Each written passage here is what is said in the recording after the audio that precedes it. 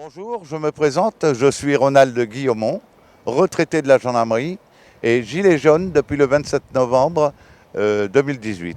Nous sommes actuellement donc sur le camp des gilets jaunes au port de commerce de Brest. C'est le lieu de rassemblement de l'ensemble des gilets jaunes brestois. À l'heure actuelle, nous totalisons 28 suicides de policiers, plus une tentative, enfin pour moi je le considère comme un suicide vu que l'intéressé s'est tiré une balle sous le menton. Nous totalisons 37 suicides au sein de nos forces de l'ordre pour ce début d'année 2019. C'est inadmissible, le gouvernement ne bouge pas, ne réagit pas.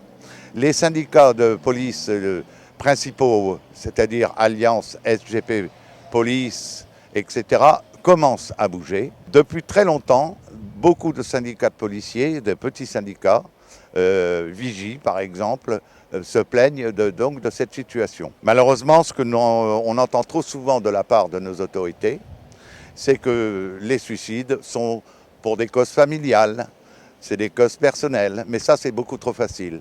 Il faut savoir que même s'il y a des causes familiales, des causes de couple, de divorce, le métier qu'exercent ces policiers entre en jeu dans leur choix. Beaucoup de gilets jaunes le disent actuellement et depuis longtemps. Ne vous suicidez pas, rejoignez-nous. Et d'ailleurs, il faut que marquer, la presse ici brestoise l'a remarqué, c'est que samedi dernier, lors des manifestations à Brest, il y a eu une minute de silence pour les policiers qui s'étaient suicidés et une minute de silence de la part des gilets jaunes. D'ailleurs, le syndicat de police SGP-FO de Brest s'en est rendu compte et l'a rapporté dans la presse. Le LBD 40 est une arme de guerre, finalement. C'est une arme de guerre.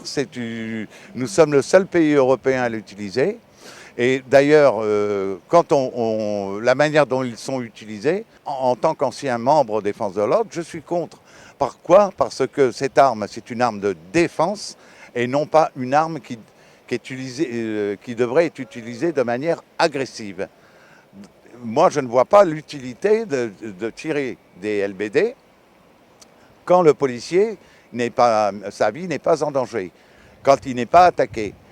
Or, cette arme, elle est utilisée de manière répressive et non pas défensive. Dans beaucoup de pays, les lacrymos qui sont utilisés n'ont pas de TNT.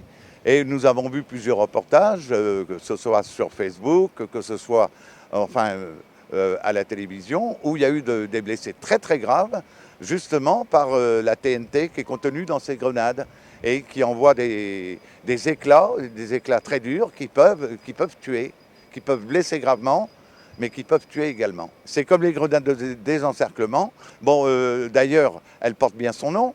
Cette grenade de désencerclement, elle ne devrait être utilisée que pour les besoins de se sortir d'une manifestation, de se dégager d'une manifestation, et non pas pour éparpiller une manifestation. Moi, les autres pays européens n'utilisent pas ces armes-là. Parmi les gilets jaunes, il doit y avoir dans les 2500 blessés à peu près. Bon, mais il y a des blessés côté police aussi, hein, il faut reconnaître. Bon, mais des blessés, oui, à peu près 2500 blessés, mais c'est ça ne s'est jamais vu à aucune manifestation, même en mai 68. Bon, je suis de la génération mai 68, il n'y avait pas autant de violence. L'ONU, l'Europe, beaucoup de pays étrangers condamnent la manière dont on fait l'usage de la force actuellement. Jacques Toubon, le défenseur des droits, préconise de supprimer les LBD, mais le gouvernement ne veut pas l'entendre, ne veut pas l'écouter. C'est quand même extraordinaire, quoi. Le défenseur des droits, hein, qui dit n'utilisez pas ces armes et que ces armes-là sont encore utilisées. Moi, je pense que si on n'utilisait plus ces armes, si les forces de l'ordre n'utilisaient plus ces armes, il y aurait moins de violence entre les gilets jaunes, parce que cette violence, elle est voulue. Elle est faite pour décrédibiliser le mouvement. C'est un mouvement populaire que nous voyons actuellement. Donc il ne faut pas transformer ce mouvement populaire en révolution. Hein, c'est pas le but.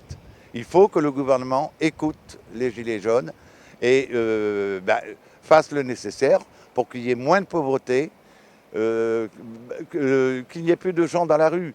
Monsieur Macron, lors des élections, avait promis qu'il n'y aurait plus de SDF dans la rue. Or, on a plusieurs centaines de SDF qui sont décédés dans la rue depuis son élection. Ce soir, le président Macron va faire un discours. Que va-t-il nous dire? Je n'en sais rien. Il va nous promettre, comme il a promis depuis longtemps. Mais moi, je n'y croirai que quand je verrai le résultat des promesses faites. Pour le moment, on est dans la même situation. Depuis novembre 2018, rien n'a bougé, rien n'a avancé. Et je n'y crois pas du tout. Je ne crois pas à son discours. C'est à lui maintenant de faire la preuve qu'il tient ses promesses et non pas de nous enfumer comme il a fait depuis le début. Pour ce qui s'est passé à Notre-Dame de Paris, en 24 heures, on a trouvé 1 milliard d'euros. On trouve de l'argent en 24 heures pour cette cathédrale, seulement on n'en trouve pas pour aider les pauvres gens, pour aider les SDF, pour loger les gens qui vivent dans la rue. Non, il y a quelque chose qui ne colle pas. Pour conclure, je voudrais dire que ce camp ici au port nous permet donc de nous retrouver tous les jeudis, d'être ensemble, de faire le bilan de la semaine et on se retrouve tous les samedis lors des manifestations.